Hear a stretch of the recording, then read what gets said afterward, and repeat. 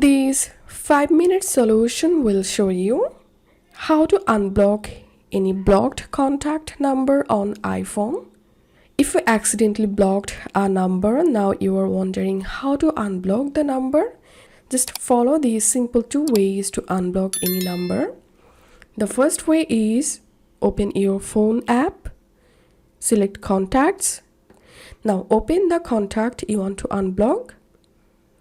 Tap on unblock this caller and the number will be unblocked.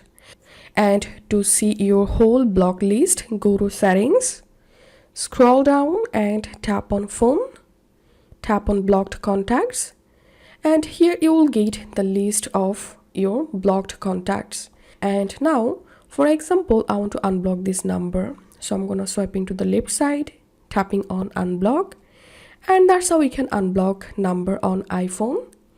If you find this video helpful, don't forget to subscribe 5-minute solution. See you in the next video.